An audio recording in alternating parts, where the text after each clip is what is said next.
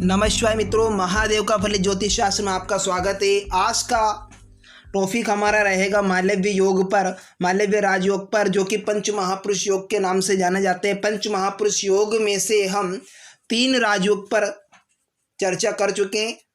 प्रथम योग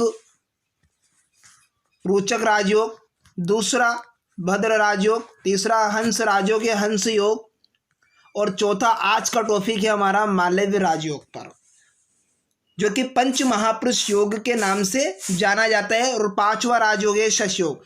आज का टॉपिक हमारा रहेगा मालव्य राजयोग पर, जो कि पंच महापुरुष योग के नाम से जाना जाता है। और इन तीनों योगों पर मैं वीडियो बना चुका हूं, आप उस वीडियो को देख सकते हैं। तो आज का टॉपिक हमारा मालव्य राजयोग पर रहेगा, जो कि पंच महापुरुष योग के नाम से जाना जाता है। तो मालव्य राजयोग पर हम चर्चा करते, इस पर डेफिनेशन देखते हैं क्या होती है इनकी परिभाषा।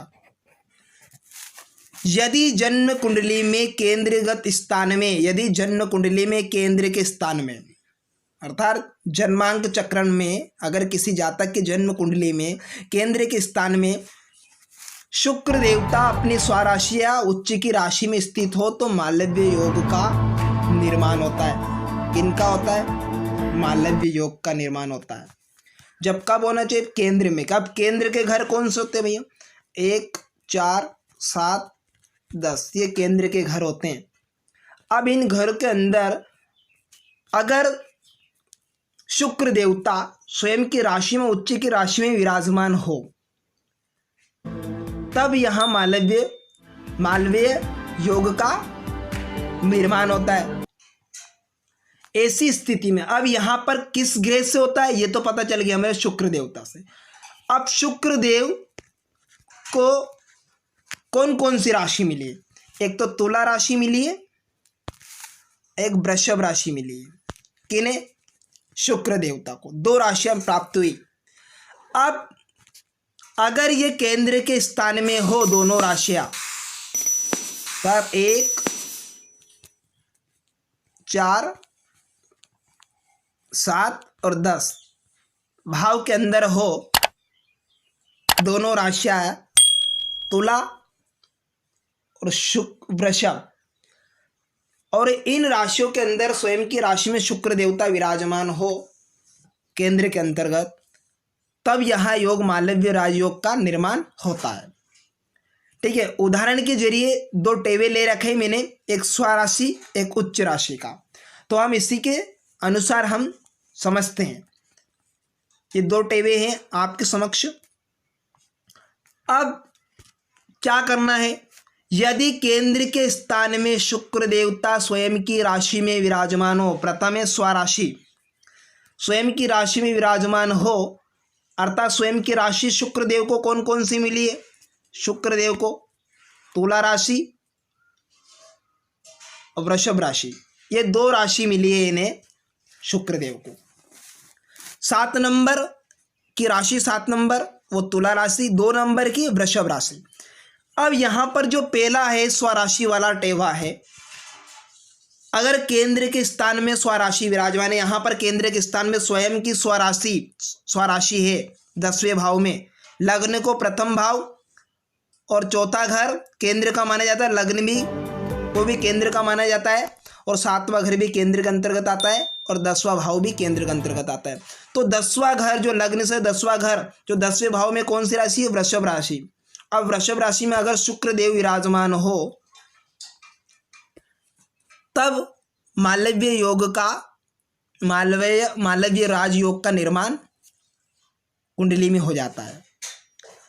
या फिर यहां पर 7 नंबर लिखा है या 2 नंबर लिखा है, यहाँ 7 नंबर लिखा है या 2 नंबर यहाँ लिखा, कहीं पे भी लिखा, या 7 नंबर यहाँ आ जाता है केंद्र में, या वृषभ राशि आ जाती है केंद्र में, या तुला राशि आ जाती है। और तुला राशि में अगर शुक्र देव हो केंद्र के अंतर्गत, या वृषभ राशि हो, तो यहाँ पर केंद्र में वृषभ राशि है, तुला राशि नहीं है। अगर इसी केंद्र के अंतर्गत वृषभ राशि मिली है शुक्रदेव को, शुक्रदेव स्वयं की राशि में विराजमान है हो, तो ऐसी स्थिति में मालव्य राजयोग का निर्माण जन्म कुंडली में हो जाता है। या फिर केंद्र में तुला राशि हो और शुक्रदेव उसी राशि में विराजमान हो, केंद्र के घर पता है आपको कि 1, 4, 7, 10 भाव, इन घरों को केंद्र के घर कहा जाता है। अगर इन्हीं भाव के अंदर तुला राशि या वृषभ राशि हो और उसमें शुक्र देवता विराजमान हो तो मालव्य राजयोग का निर्माण होता है। ये तो स्वराशि पर टॉपिक हो गया। अब आता है उच्चस्थ राशि। अब उच्च राशि में अगर शुक्र देवता विराजमान हो, कौन सी राशि में? शुक्रदेव उच्च राशि में विराजमान हो। अब उच्च राशि शुक्रदेव की कौन सी बनती है? शुक्रदेव की उच्च राशि बनती है मीन राशि। कौन सी राशि बनती है? मीन। अब मीन राशि भी कहाँ होना चाहिए? केंद्र के घर के अंदर अगर मीन राशि हो और शुक्र देवता मीन राशि के अंदर बैठे हो या मीन राशि में विराजमान हो, केंद्र के अंतर्गत मीन राशि हो और शुक्रदेव मीन राशि के अंदर बैठे हो, विराजमान हो, तो ऐसी स्थिति में मालव्य राजयोग का निर्माण जातक की जन्म कुंडली में हो जाता है। अब ये टेवा है जो कि मिथुन लग्न की कुंडली है। अब मिथुन लग्न से 10वें घर में मीन राशि है। मीन राशि शुक्र देवता के लिए क्या है? उच्च की राशि मानी गई है। शुक्रदेव कैसे हो जाते हैं? मीन राशि में आ जाते हैं तो उच्च के माने। अगर शुक्रदेव मीन राशि में हो, केंद्र के घर में मीन राशि है, यहाँ पर केंद्र के घर में मीन राशि 10वें भाव केंद्र का घर है, इस भाव में मीन राशि है, अगर इसी में शुक्रदेव हो तो मालव्य राजयोग का निर्माण जातक की कुंडली में होता है। ठीक है, पर होना किसमें? 1, 4, 7, 10 इन भाव के अंदर केंद्र के घर, केंद्र में ही होना चाहिए। स्वराशि या उच्च की राशि में शुक्रदेव होना चाहिए केंद्र के घर में, तब मालव्य राजयोग का निर्माण होता है। तो ऐसी स्थिति मीन राशि में शुक्रदेव होने से क्या होता है? मालव्य राजयोग का निर्माण होता है। जरूरी नहीं है कि 10वें भाव में मीन राशि हो, लग्न में हो, 4th हाउस में हो, 7th हाउस में हो, और पर शुक्रदेव मीन राशि में हो, स्वराशि में होते हो तो मालव्य राजयोग का निर्माण होता है। ठीक, अब टिप्पणी इस पर क्या है कंडीशन? ये योग लागू कब होगा? ये योग लागू कब होगा इस पर देखते हम। तो ये योग जब होगा यदि जातक की जन्म कुंडली में शुक्रदेव उच्च राशि का होकर वक्री ना हो। क्या ना होना चाहिए? वक्री ना हो, यानी वक्री कंडीशन में शुक्रदेव ना हो, वक्री अवस्था में नहीं होना चाहिए। और सेकंड पॉइंट, अस्त ना हो। ठीक है, अस्त ना हो, और अस्त ना हो, वक्री ना हो और स्वराशि में हो तो विशेष रूप से यहाँ योग फलदायक साबित होगा जातक के लिए। तो यहाँ पंच महापुरुष योग का चौथा राजयोग है जो कि पंच महापुरुष योग के नाम से जाना जाता है, चौथे राजयोग। अब इसका फलादेश जानते हैं कि मालव्य राजयोग अगर विशेष रूप से जातक को फलदायी हो, शुभ फलदायी हो, तो इसको क्या फल मिलेगा? जातक के क्या फलादेश रहेगा? तो ऐसी स्थिति में हम देखते हैं अगर मालव्य योग में जन्म लेने वाला जातक क्या होगा? सुंदर होगा। ठीक, सुंदर होगा, संतुलित शरीर वाला होगा, संतुलित शरीर वाला शरीर का होगा। ठीक, आकर्षक होगा, मनमोहक होगा, आकर्षक होगा, मनमोहक, मन को मोहने वाला।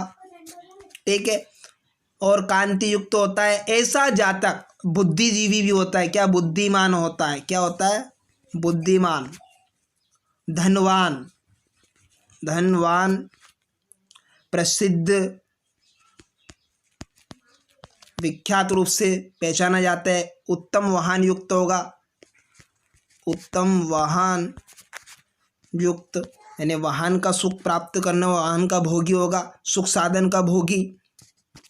ठीक है ना, विलासी भी होगा, कामुकता, राग रंग सुंदरता का प्रिय होता है। जातक को हर प्रकार का भौतिक सुखों की प्राप्ति होती है। जातक उच्च शिक्षा को प्राप्त करता है, उच्चस्थ शिक्षा, उच्च शिक्षा का भागी भी होता है, होगी, और सुसंस्कृत, दीर्घायु तथा ख्यातिवान होता है। क्या होता है? ख्यातिवान, ख्यातिवान, ख्यातिवान होता है। तो ये जातक को फलादेश लागू होगा जब विशेष रूप से अगर शुक्र देव केंद्र के घर में अगर स्वराशि में विराजमान हो या उच्च राशि में विराजमान हो केंद्र के अंतर्गत, तब यहाँ विशेष रूप से फलदायी योग साबित होगा। पर शुक्र देव स्वराशि या उच्च राशि में स्थित हो लेकिन वक्री ना हो, ना अस्त हो, तब यहाँ पंच महापुरुष योगों में से चौथा राजयोग अर्थात मालव्य राजयोग शुभ फलदायी जातक के लिए साबित होगा।